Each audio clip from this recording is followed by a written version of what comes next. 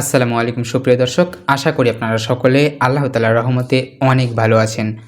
আজ আমরা কথা বলবো গোপালগঞ্জে ঘটে যাওয়া একটি অভূতপূর্ব রাজনৈতিক ঘটনার প্রসঙ্গে, যেখানে গণতন্ত্রের নামে ভয়, দমন আর আতঙ্কের ছবি ফুটে উঠেছে চোখের সামনে।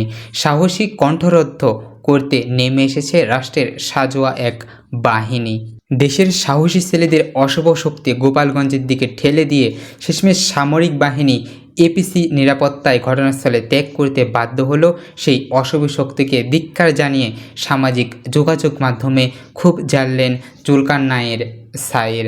হাজারো আওয়ামী লীগ কর্মী যখন জয় বাংলা স্লোগানে মুখরিত হচ্ছিল গোপালগঞ্জ কাঁপিয়ে তুলে, তখনই পুলিশের আশ্রয় নিতে হয় এনসিপি নেতাদের হাসনাত আবদুল্লাহ, সার্জিস, নাহিদ ইসলাম ও আক্তার হোসেনকে। প্রায় 3.5 ঘন্টা ধরে চলতে থাকে দফায় দফায় সংঘর্ষ, উত্তেজনা আর জনতার তাণ্ডব। পরিস্থিতি যখন সম্পূর্ণ নিয়ন্ত্রণের বাহিরে, তখন একমাত্র সেনাবাহিনী সাঁজোয়া যান তাদের নিয়ে গোপালগঞ্জ থেকে সরিয়ে নেওয়া হয়। সিদ্ধান্ত নিতে বাধ্য হয় প্রশাসন এই সরিয়ে নেওয়ার। সেই দৃশ্য যেখানে আতঙ্কিত 3 নেতাকে দৌড়ে এপিসিতে উঠতে দেখা যায় সামাজিক যোগাযোগ মাধ্যমে ভাইরাল ভিডিও। গণতন্ত্রের এই করুণ চিত্র অনেকেরই চোখে পানি এনে দিয়েছে। একটি শহর যার প্রতিটি মোড়, রাস্তাঘাট, অলিগলি যখন দখল করে শুধুমাত্র একটি দলেরই নেতাকর্মীরা, আর যাদের লক্ষ্য ছিল শান্তিপূর্ণ সমাবেশ, তাদের প্রতিরক্ষা করতে হয় গুলি, গ্রেনেড আর এপিসির নিচে। জেলা প্রশাসন 144 ধারা জারি করতে বাধ্য হয় এমন উত্তেজনার মুহূর্তে।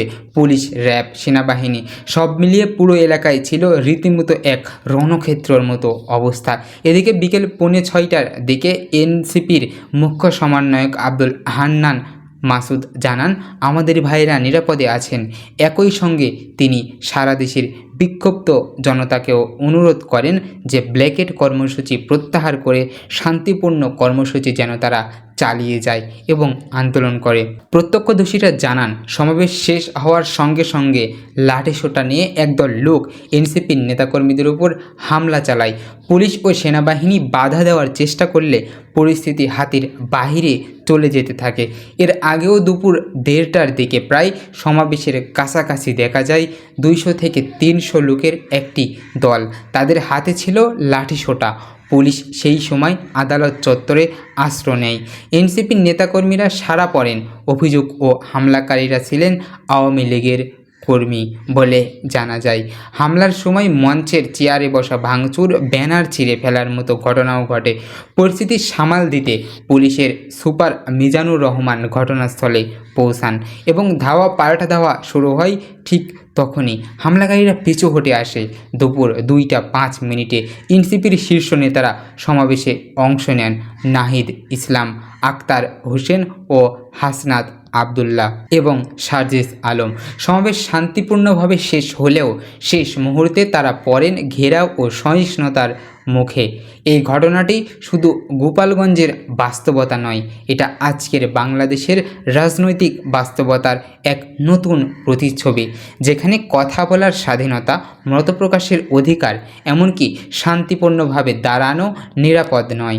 প্রিয় দর্শক, কিন্তু প্রশ্ন আমাদের একটাই, সবার মনে জাগে, এই কি আমাদের কাঙ্ক্ষিত গণতন্ত্র? এই কি আমাদের মানুষের স্বাধীনতার ছবি? সময় এসেছে ভাববার, সময় এসেছে বলবার এবং রুখে দাঁড়াবার।